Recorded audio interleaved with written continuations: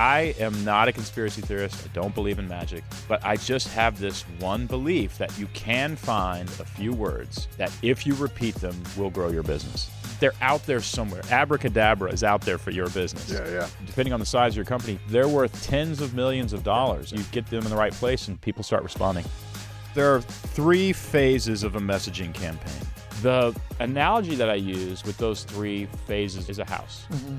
My house here in Nashville has 5 front steps, goes up to a front porch and then a front door. Yeah. And those represent curiosity, enlightenment, and commitment. So curiosity are those 5 front steps, enlightenment is the front porch, and then the front door is commitment. The first phase is curiosity. Okay. And curiosity is the most simple part of the campaign, but it's the most important part of the campaign. So curiosity is you need sound bites that pique a potential customer's curiosity. That if you're in a crowded mall and you yell these sound bites, the right people who need your product would stop and come up to you and say, hey, what were you just talking about? And so the only thing I argue that piques a person's curiosity is survival.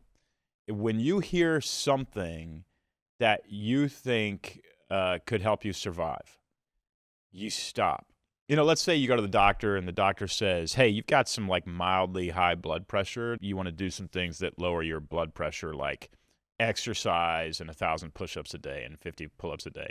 And then you're walking through the mall and you overhear somebody say, actually lowering your blood pressure is pretty easy. Yeah. Right? That's lowering your blood pressure is pretty easy. Serves as a survival soundbite to that specific person. Yeah. I think that's important though to call out, because let's say you don't go to the doctor and you don't hear that news, you would just pass right by. That's exactly it. Yeah, only qualified buyers are going to hear that. Like we're bombarded with messages all day long. Yeah. And so you're looking for the message that the person who needs your product, when you say this, they stop. Yeah. And that is almost always going to be talking about a problem that your product solves. It's not talking about the product. That's where most companies make mistakes. They start talking about the product. You want to talk about your product actually second or third, and I'll get there in a second. But the first thing that you want to lead with is if you struggle with X, or a lot of people feel the pain of Y. That is the thing that triggers the brain to wake up and pay attention. If you watch a movie, the story is not interesting until the hero falls into a hole. Okay.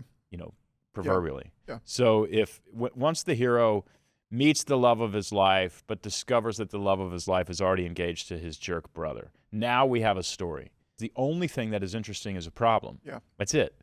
And the reason is the problem actually posits a story question: will the hero get out of the hole? And so when I'm walking through a mall and I say there's actually this great medicine that lowers blood pressure easily and without exercise, whatever, the hero who's in that hole is going to hear that message. Yeah. And there couldn't be anything more important in terms of your messaging campaign than getting that right. So a business should start trying to find out where their customer is in that hole, or the problem that they're... What hole are they in? That's how they get their curiosity. That's exactly it. You want to analyze what hole are they in, what does it feel like, what are they worried about? It's a negative soundbite in the sense that it identifies a problem. Your hero customer, their life has been disrupted by the problem you solve.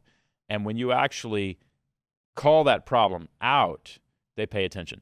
There's a guy, Jeff, in my mastermind who has a gym. He has a franchise of gyms that are very, very successful. And Jeff promises that you can go to his gym twice a week for 20 minutes without changing your clothes or breaking a sweat. And so that's his curiosity soundbite. That's his curiosity. That would be his solution. Yeah. His curiosity, that is also a curiosity soundbite. But before that curiosity soundbite might be if you're a busy executive and don't have time to go to the gym, or if you're a busy executive and you feel like you're slowly losing muscle, or if you're in your 50s and you feel like you're slowly moving. Yeah. That's it. Yeah. It's just playing off that. But don't have time to strength train like the guys you follow on YouTube. Yes. Now we're there. Yeah, now you're interested. That's exactly You're talking directly to me, and that piques my curiosity because I identify with that. That's exactly it. Yeah. The curiosity soundbites, as far as this podcast, are the most important. The reason that the curiosity soundbites exist is because they trigger somebody to pay attention, And when people are paying attention, they want to be enlightened. Okay. They want to be enlightened about how much that product costs. Are there any side effects? How do I find it? Do I have to have my doctor prescribe it? Is there a gym in my area? You see, all that information they're now curious about. Got it. They're not ready to place an order. They are in enlightenment mode. And so you actually need, in your messaging campaign, you need what I call enlightenment material or enlightenment collateral. Got it. That would be white papers, lead generators, YouTube videos, podcast episodes, keynote presentations, anything that you could use, webinars, anything that you could use to say, okay, you're curious, here's how it works. Yep. Here's why it works. Here's the science behind it. Here's how you would adopt it into your life. Here's how much it costs. Here's what you need to do to buy it. All of that stuff is enlightenment material. And you need quite a bit of it, probably from multiple angles. You would need it from, for instance, every demographic. So men with high blood pressure might want to read something that's different than women with high blood pressure, or whatever. So you're creating as much enlightenment collateral as you can. And then the third phase and the final phase is commitment. Okay. And commitment is, I'm going to buy the medicine, or I'm going to sign up to work with this trainer at this gym. That's a very, very simple message, and I'll give it to you right now. The StoryBrand formula for asking people for the money is this: if you are struggling with X, buying Y is the right decision. And it follows that. That's exactly it. Curiosity, enlightenment, commitment. Yeah, and the commitment is it's literally one soundbite that you just put everywhere. Ask for the money. Yeah, it's how you ask for the money. Yeah. You position your product as the solution to a problem. If you are struggling with X, buying Y is the right decision. The reason is that if you say, would you like to buy Y today? They are not exactly clear why they should. They're worried that this might be a black box investment. They don't know how it's going to work. The enlightenment material was helpful, but they aren't willing to make a decision. There's only one reason they aren't willing to make a decision. They're wondering the answer to one question: is this the right decision? That's all they're wondering. And so they're going to say to you, well, give me a week. What they're hoping to do is go home and spend a week, and it will be affirmed that this is the right decision. However, you don't go home with them, and you don't explain to them that this is the right decision. So you need to do it right there, right on your website. It needs to be on your sales reps' talking points. If you're listening to this, I want you to try something. It's going to be amazing. If you're listening to this podcast and you own a company or you're a sales rep for a company, and there is somebody sitting the fence out there, somebody has not decided on whether or not they should buy your product. They're thinking about it.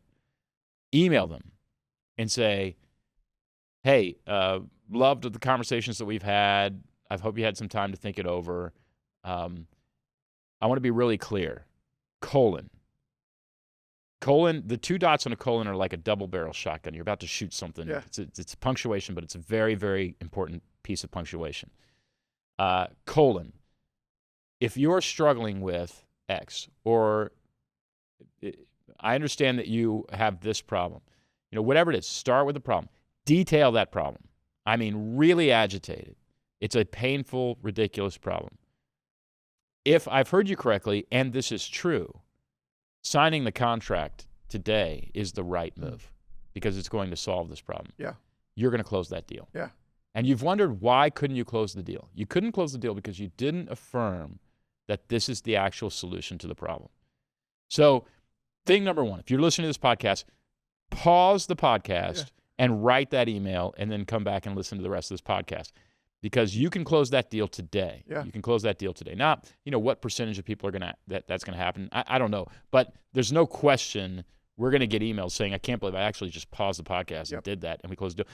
It's really about understanding where the customer is, and the customer they don't know that they're confused, but they're confused about whether or not this is the right move. And they don't even know what they're confused about, but what they are confused about is wondering whether or not this is the right move. Makes sense. They don't want to take a risk.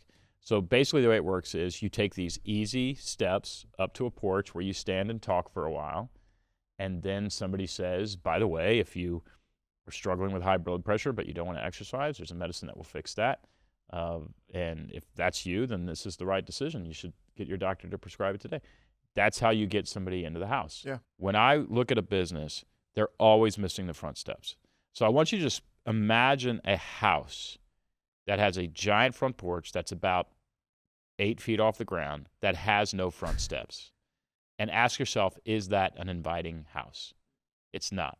And that is the way most businesses look to me. Like when I look at their website or I talk to the CEO, that's how it looks. Yeah. You know, I've worked with the National Security Administration. I've worked with, You Need a Budget was this week. Nextiva, a software company. Oswald's Mill Audio makes the greatest hi-fi audio speakers in the world. None of these people had front steps. They didn't have those sound bites that made me curious and want to be enlightened. Yeah. They just started enlightening me. The only job of those steps is to pique curiosity. That's it. That's right. I love it. If you want help with this, go to Marketing Made Simple. If you want to do more of this, to hire a guide, go to Marketing Made Simple. If you want to become a StoryBrand certified guide and help other people do this, go to StoryBrand.com. If you're a small business and you don't have much of a budget, StoryBrand.ai will help you workshop those sound bites.